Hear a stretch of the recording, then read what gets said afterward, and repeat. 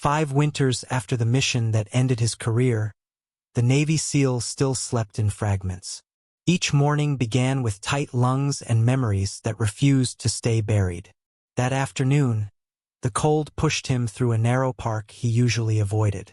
Near a frozen bench, a teenage girl sat on the ground, arms wrapped around a trembling dog.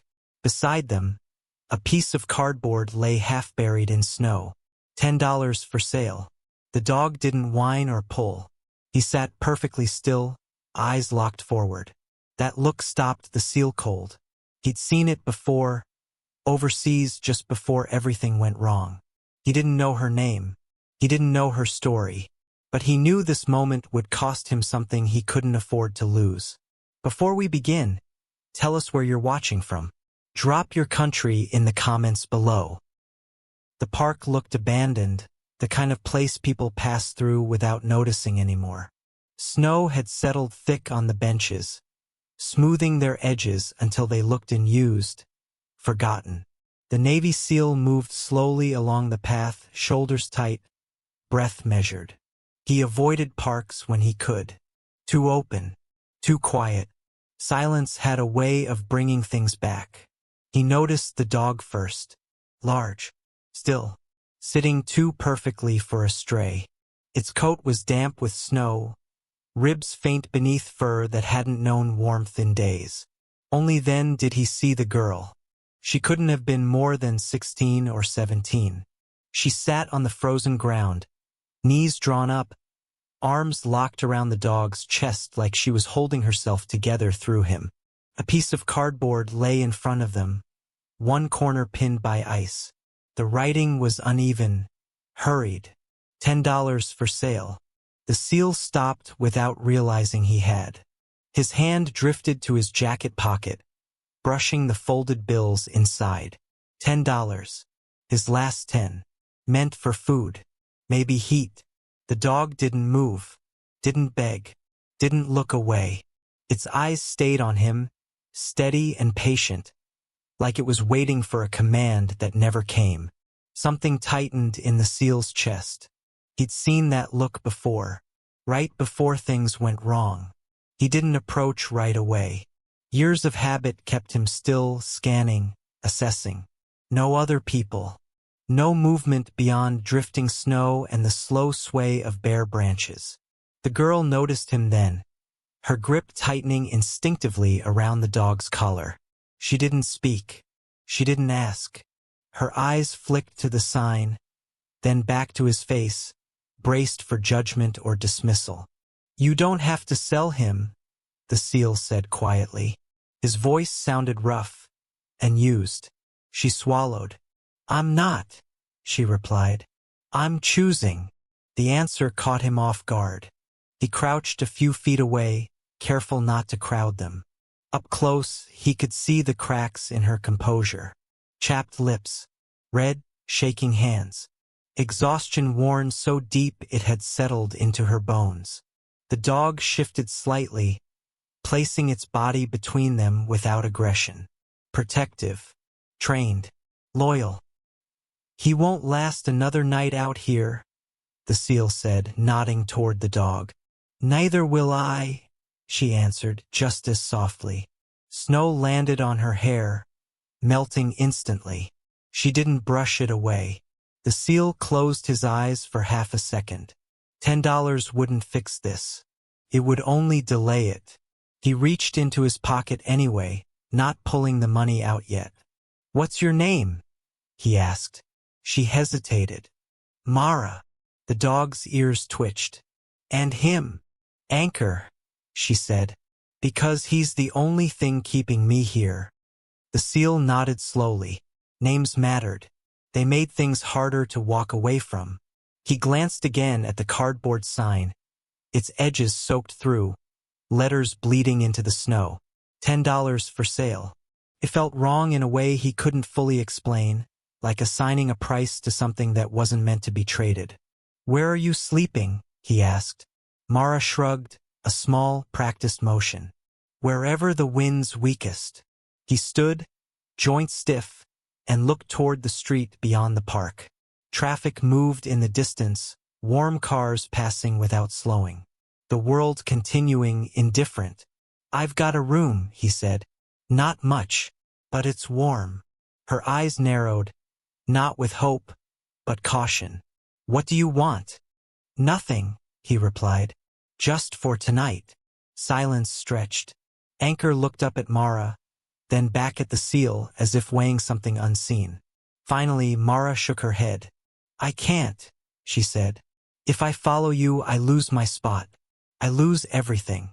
The seal reached into his pocket then, pulling out the $10 bill. He didn't hand it to her. He folded it carefully once, twice, and tucked it into her coat pocket instead. "This isn't for the dog," he said. "It's for you." Her breath hitched. "I said I'm not selling." "I know," he interrupted gently. "That's why I'm not buying." She stared at him, confusion and fear colliding. "Then what are you doing?" He met her gaze. "Making sure you get a choice tomorrow." Mara didn't cry.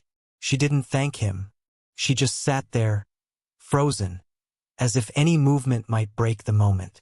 Snow continued to fall, quiet and relentless. The seal straightened slowly, feeling the weight of what he'd just done settle into his chest. Without that money, tomorrow would hurt. He knew that. He accepted it. "I'll be back in the morning," he said. "Same time." She looked up sharply. "Why?" "Because I said I would." Anchor stood then, stepping closer to the seal, nose lifting to catch his scent. The dog's tail didn't wag. He simply stood there, solid, present. The seal knelt again, meeting the dog at eye level. "Take care of her," he murmured. Anchor didn't move, but his gaze softened, as if understanding passed without words. The seal turned and walked away before Mara could respond. Each step felt heavier than the last. The cold cut deeper now, slipping past his coat, biting into skin. He welcomed it. Pain was honest. Behind him, Mara watched his back disappear into the snow.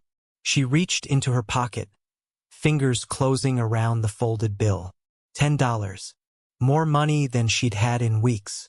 Less than it would take to save either of them. Anchor sat beside her again, pressing his weight against her leg. For the first time that night, Mara allowed herself to believe the morning might come. Morning arrived without ceremony. The sky stayed gray, the kind of gray that never quite turned into daylight. Mara woke stiff and disoriented, Anchor already alert beside her. The park looked the same as the night before, only quieter. Fewer footprints. More snow. She didn't expect the seal to return. People said things when it was easy. Promises froze faster than bodies out here. Still, she kept checking the path. When he appeared through the trees, her breath caught. He moved slower than before, shoulders tense, jaw tight. He looked tired in a way sleep couldn't fix. "You stayed," she said before she could stop herself. "I said I would," he replied. He handed her a paper cup. Steam curled into the air. Coffee. Black. Strong. She wrapped her hands around it like it might disappear. Anchor sniffed the man's boots, then sat, satisfied. "I didn't sleep," Mara admitted. "Me neither," he said. They stood there, three figures in a park the city had forgotten. The seal glanced at the sign still lying in the snow. He bent, picked it up, and tore it cleanly in half. Mara stiffened. "That was a lie," he said. "You weren't selling him." She looked down. "I didn't know what else to write." He nodded. "I know." After a moment he added, "Come with me, just to warm up. You can leave any time." This time she didn't say no. The apartment was small and spare, but warm enough to matter.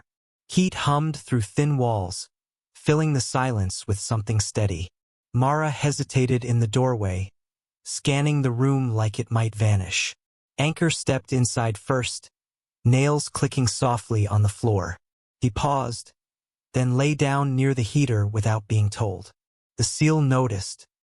"He's trained," he said quietly. "Not officially," Mara replied. "Just taught." He handed her a towel, then another cup, this one filled with soup. She ate slowly, carefully, like she didn't trust abundance. "What's your name?" she asked between spoonfuls. "Evan," he said. She nodded, filing it away. Names still mattered. Evan sat across from her, not too close. He watched her hands, the way they trembled less with every swallow. He said nothing, didn't ask questions. That felt intentional. Later, when the room settled, Mara spoke first. "You shouldn't have given me that money." Evan exhaled. "You shouldn't have needed it. That doesn't make it fair." "Neither is freezing." She studied him. "What happens when it runs out?" He met her gaze. "Then we figure out the next right thing." Anchor lifted his head, ears twitching, as if agreeing.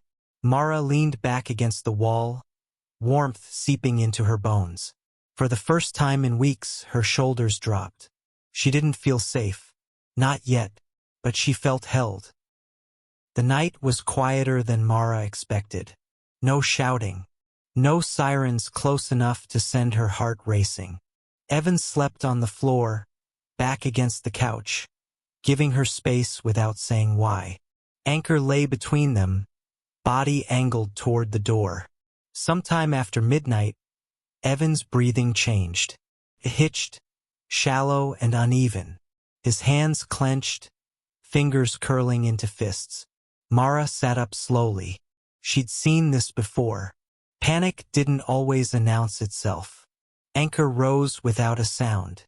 He moved to Evan's side and sat, solid and unmoving. Then he breathed.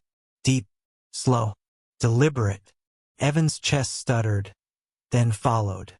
Mara watched, heart pounding. She didn't interrupt. She didn't touch him. She waited. Minutes passed. Evan's shoulders loosened. The tension drained from his hands. When his eyes finally opened, they were glassy, unfocused. "You're here," he murmured, more statement than question. "Yes," Mara said softly. He nodded once. "Sorry. Don't be." Anchor remained between them until Evan's breathing steadied completely. Only then did he lie back down. Evan wiped his face with shaking hands. "He's good," he said quietly. Mara swallowed. He learned from someone who needed him. Evan didn't ask who. He didn't need to. The room settled again, heavier with truth, lighter with understanding. Outside, snow kept falling. Inside, something fragile held. Morning brought light and consequence. Evan stood at the sink, staring at the last of his food. He calculated silently, the way he always did. Less now. Much less. Mara watched from the doorway. "You won't say it," she said. "Say what?" "That helping me cost you." He turned. "That's not your burden." "It is if I stay." Anchor sat between them, gaze moving back and forth like a quiet referee. "I don't want charity," Mara said. "I want a way forward." Evan nodded slowly. "Then we do this right." He pulled a folded pamphlet from a drawer. A local labor office. Temporary work. Day shifts. Nothing glamorous. Everything necessary. "I can walk you there," he said. Mara hesitated. "And after?" He met her eyes. "After you decide." They stepped outside together. Cold air rushed in, sharp and honest. Evan locked the door, feeling the weight of uncertainty settle in his chest. At the end of the block, Mara stopped. She reached into her pocket and pulled out the $10 bill. "I can give this back," she said. Evan shook his head. "No." "Why?" "Because it already did what it needed to do." She folded it carefully and tucked it away. Anchor pressed against her leg, steady as ever. For the first time, the future didn't feel like a threat. The labor office smelled like old coffee and damp coats. People sat in plastic chairs along the walls, eyes fixed forward, waiting their turn to be useful.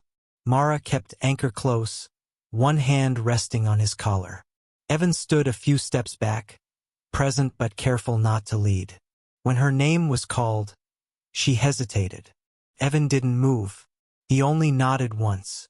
Inside the small office, a woman with tired eyes scanned Mara's paperwork. "No address?" she asked. "Not yet," Mara replied. The woman glanced at Anchor. "Dogs aren't allowed on most sites." Mara's shoulders tightened. Evan stepped forward then. "He's trained," he said. "Won't be in the way." The woman studied them both, then sighed. "Warehouse loading. Cold. Early hours. Pays daily." She slid a slip across the desk. Mara took it like it might vanish. "Thank you." Outside, she exhaled hard. "I didn't think that would work." Evan shrugged. "Sometimes it does." They walked in silence for a block. Then Mara stopped. "You didn't have to step in." "Yes, I did," he said. "Why?" He looked ahead. "Because someone once stepped in for me." She didn't ask more. The answer carried weight enough.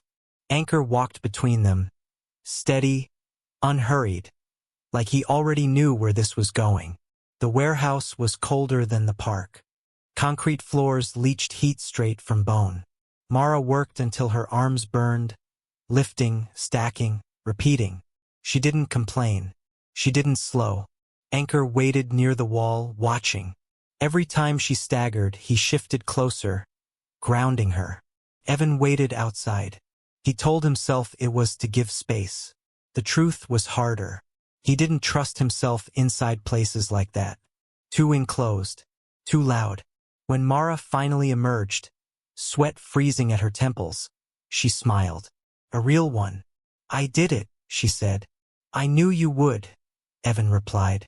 She was paid in cash. Not much. Enough. She counted it twice, then looked up. "I can buy food. For both of us."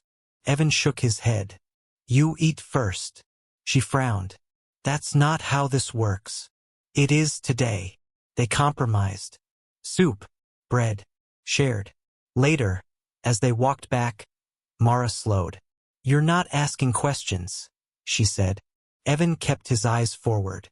"You'll answer when you're ready." She nodded. "I ran because the system stopped seeing me." He understood that too well. That night, Evan skipped his medication. He didn't mention it. Some costs stayed invisible. The nightmares returned harder that night. Evan woke gasping, chest locked, vision narrowing. The room tilted, walls closing in. Anchor was there instantly. He pressed his body against Evan's side, firm and warm. He breathed slow, exaggerated breaths, chest rising and falling like a metronome. Evan clutched the floor, forcing himself to follow. In again. Mara watched from the couch, heart hammering. She didn't interrupt. She waited until Evan's breathing steadied. "I'm sorry," Evan said hoarsely. She shook her head. "Don't be." He sat up slowly. "You shouldn't see this." "I already have," she replied. "Back home." He looked at her then. Really looked. "Who taught him?" "My dad," she said. "He was a medic. He trained Anchor for panic, shock. Before he died." Evan swallowed. Another loss. Another weight. Anchor finally relaxed, lying down once Evan's hands stopped shaking. Mara spoke quietly. "You don't have to carry this alone." Evan stared at the wall. "I don't know how not to." She didn't answer. She just stayed. Sometimes presence was the only language that worked. Days blurred into routine. Work, cold, small meals, careful conversations. Evan stretched what little he had left, skipping more than he should. Mara noticed. She always noticed. One evening, she placed the $10 bill on the table between them. "You're running out," she said. Evan didn't deny it.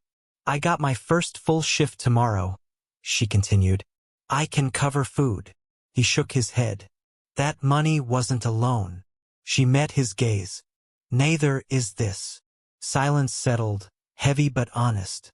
Anchor rested his head on Evan's knee, grounding him. Finally, Evan nodded. "One night," he said. Mara smiled softly. "One night."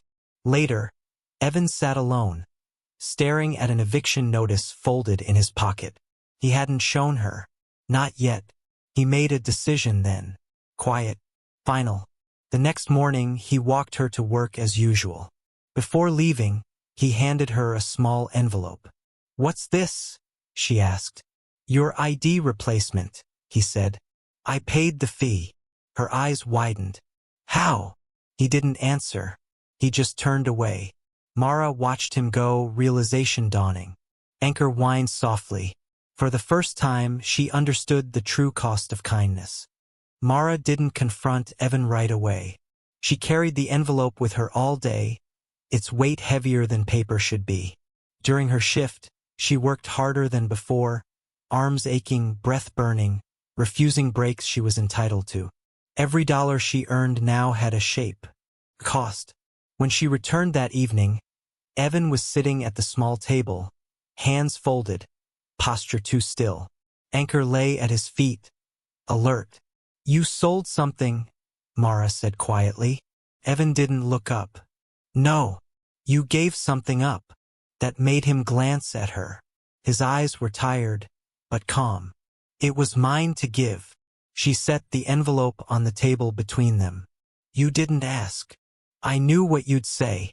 That doesn't make it right." Her voice shook despite her effort. Evan leaned back, exhaling slowly. "I chose this."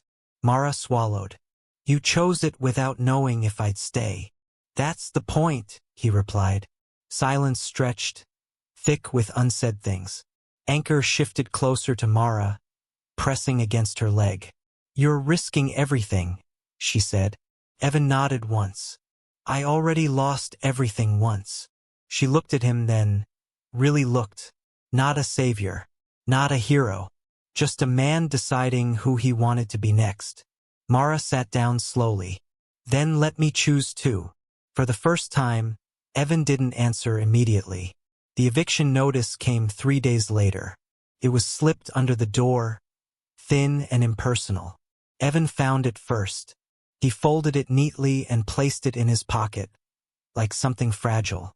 Mara noticed the change anyway. The way he moved more carefully. The way he checked the door twice at night. "You're running out of time," she said one evening. Evan nodded. "I know." She took a breath. "I got approved for a longer contract. It's not much, but it's steady." He looked up. "That's good." "It's more than good," she said. "It's enough for a room." Anchor's ears lifted. Mara continued, "I can take it. For both of us. Temporarily." Evan stiffened. "No." "Why?" "Because I won't trade one debt for another." She stepped closer. "This isn't debt. This is partnership." He looked at the floor, jaw tight. "I don't know how to accept that." She softened. "Then learn." Anchor stood and placed himself between them, leaning into Evan's leg. Evan's hand dropped instinctively to the dog's head. Outside, snow began to fall again, quieter this time. Evan closed his eyes briefly. "One condition," he said. Mara waited. "We leave together," he finished. She nodded. "Together." They packed with intention. Not much to gather. Clothes folded carefully. Papers sorted. Anchor watched every movement, sensing transition. On the last night, Evan stood alone in the apartment, hand resting on the wall. He'd measured his life here in routines, in silence. Letting go hurt more than he expected. Mara waited by the door. She didn't rush him. "You ready?" she asked softly. He nodded. "Yeah." They stepped out into the cold together. The city felt different now.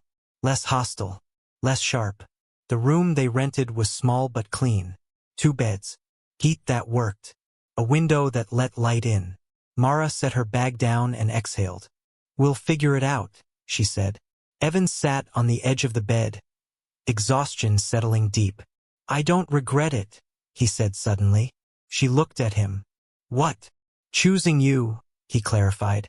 Her throat tightened. "You didn't choose me," she said. "You chose to stay." Anchor climbed onto the space between the beds and lay down, satisfied. That night, Evan slept without nightmares.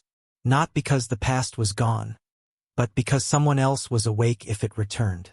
Mara stared at the ceiling, listening to their shared breathing. For the first time, she didn't feel like she was surviving. She felt like she was building something. Weeks passed. The rhythm settled. Work, rest, quiet conversations over simple meals. Evan found part-time labor where he could. Mara saved carefully. Anchor became known in the building, a steady presence that drew people out of themselves. One afternoon, Evan received a call. A veterans outreach coordinator. Someone he'd helped years ago had remembered him. There was space now, support, structure. He listened without interrupting. Then he agreed to meet. That evening, he told Mara. She smiled, relief soft but real. "You deserve that," she said. "So do you," he replied. They walked Anchor together as the sun dipped low, painting the snow gold. Evan watched Mara laugh at something small, unguarded. "You know," he said, "that $10 changed everything." Mara shook her head. "No, what you did after did." He considered that. Anchor stopped suddenly, sitting between them. Evan and Mara paused, looking down at him. "What is it?" Mara asked. Anchor looked up at Evan, then Mara, then leaned into both of them at once. Evan felt something loosen in his chest. Not fixed, not healed, but lighter. The world hadn't become kind, but it had become shared. The outreach center was quieter than Evan expected. No speeches, no banners, just chairs arranged in a loose circle and coffee that tasted slightly burnt. Men and women sat with the same careful posture he recognized immediately. Alert, guarded, tired. He didn't speak at first. He listened. Stories surfaced slowly, never forced. Loss, guilt, anger without a clear direction. Evan felt his chest tighten, then ease. He wasn't alone in this language. When it was his turn, he kept it short. "I stopped running," he said. "That's all." No one asked him to explain. That mattered. Outside, Mara waited with Anchor. When Evan stepped out, she searched his face. "How was it?" He exhaled. "Hard. Necessary." She nodded, understanding more than he said. That night, Evan slept deeply. No dreams. No jolting wake-ups. Just rest. Mara lay awake longer, staring at the ceiling, thinking about how close she'd come to disappearing. How easily a sign and $10 could have been the end. Anchor shifted between them, pressing his weight into both. In the quiet, Mara whispered, "I'm glad you stayed." Evan didn't answer right away. Then softly, "Me too." Outside, the city hummed on. Inside, something fragile held steady. Spring came slowly, hesitant after a hard winter. Snow retreated in patches, revealing sidewalks scarred but intact. Mara's contract became permanent. Evan's outreach meetings became routine. One afternoon, Mara returned with news folded carefully into her smile. "They're promoting me," she said. Evan looked up, surprised. "You earned that." She hesitated. "I couldn't have without you." He shook his head. "You did the work." Anchor wagged his tail once, decisive. They talked about moving, somewhere slightly bigger, somewhere with light. Evan felt the old fear rise, then settle. Change didn't have to mean loss. Later, Mara found the $10 bill tucked into a notebook. She held it for a long time before slipping it into her wallet. Not as currency, as reminder. That evening, Evan cooked for the first time in months. Simple, careful. They ate together, laughing quietly when he burned the bread. "Still worth it," Mara said. Evan smiled. The world hadn't rewritten itself, but it had made space. Sometimes that was enough. They returned to the park one afternoon without planning to. The benches were dry now, the trees budding. Children passed through without noticing the ghosts that once lived there. Mara stopped where she'd sat months before. She closed her eyes briefly. "I thought this was where everything ended," she said. Evan stood beside her. "Sometimes it's where it starts." Anchor sniffed the ground, then sat, calm and steady. Mara reached into her bag and pulled out a folded piece of cardboard. Blank, Clean. She tore it once, then again, letting the pieces fall. No more signs, she said. Evan nodded. They stood there a moment longer, letting the past exist without control. Then they turned and walked away together. Evan felt the familiar ache in his chest, but it no longer owned him. He could breathe through it now. Behind them, the park returned to itself. Ahead, life waited. Not easier, just possible. Years later, Evan would still think about that night. The snow, the sign, the weight of $10 in his pocket. Not as regret, as proof. Mara would remember it too, not as the moment she was saved, but the moment she was seen. Anchor grew older, slower, but never less present. He remained the quiet center of their lives, reminding them how to stay. They didn't call what happened a miracle. They called it a choice, one made without guarantees. Some nights were still hard, some memories still sharp, but they faced them together now, and that made all the difference. Some choices don't change the world. They change one moment, one person, one direction. If this story stayed with you, consider subscribing, liking, or ringing the bell. Share where you're watching from or what the story made you feel. Sometimes, staying is the bravest act of all.